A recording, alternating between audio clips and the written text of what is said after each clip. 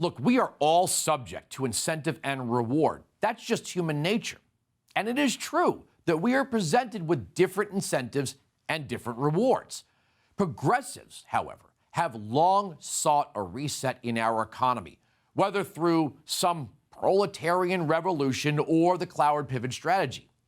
They see capitalism's imperfections as just cause to overhaul everything, including our freedoms. Look, it would be too simplistic to call Pelosi and her ilk commies. But Karl Marx did describe this group way back in 1848. He called them the bourgeois socialists. Quote, "Part of the bourgeoisie is desirous of redressing social grievances in order to secure the continued existence of bourgeois society. To this section belong economists, philanthropists, humanitarians, improvers of the condition of the working class, organizers of charity, members of societies for the prevention of cruelty to animals, temperance fanatics, hole and corner reformers of every imaginable kind.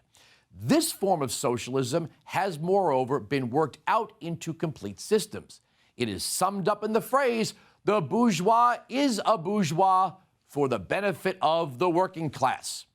In other words, they are doing it to you for your own good, while keeping all that is theirs. And just for the record, nothing is perfect, but capitalism, coupled with a free society, has produced a general quality of life that is the envy of the world.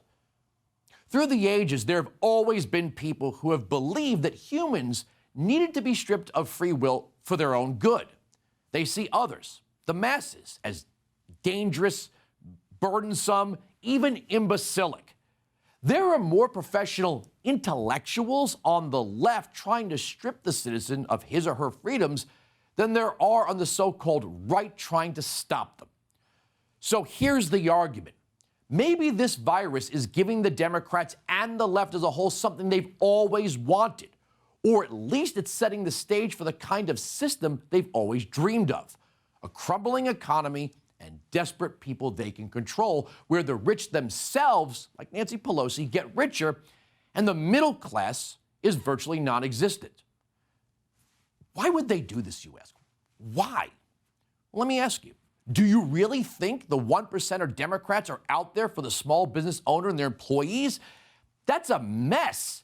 I mean, think about that. Too many interests, too many people to answer to. It would just be easier if they could achieve and retain power by gutting the economy and essentially creating a three-tier system: a dependent class, a bureaucrat class, and themselves, the governing class. The elite left has had enough of you. They're done playing. Resistance to the resistance is futile. The time for a force of a new common good is now, and they will define it for you. And that is why you and I, we must give up our individuality and turn ourselves over to the state. They are demanding that you relinquish the freedom that comes with earning a living for accepting payment from government and submission to the state. That would be the end of upward mobility as we know it. It is the end of charting one's own path and building one's own life. Permanent welfare as a replacement for work places the recipient in a state of weakness and the people who comprise the state in a state of power. Now, I reject becoming a pet. Let me close with a C.S. Lewis quote that will inspire your thinking here. "Of all tyrannies, a tyranny sincerely exercised for the good of its victims may be the most oppressive.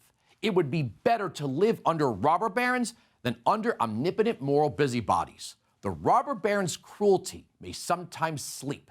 His cupidity may at some point be satiated. But those who torment us for our own good will torment us without end, for they do so with the approval of their own conscience. They may be more likely to go to heaven, yet at the same time likelier to make a hell of earth. This very kindness stings with the intolerable insult. To be cured against one's own will and cured of states which we may not regard as disease is to be put on a level of those who have not yet reached the age of reason or those who never will, to be classed with infants, imbeciles, and domestic animals."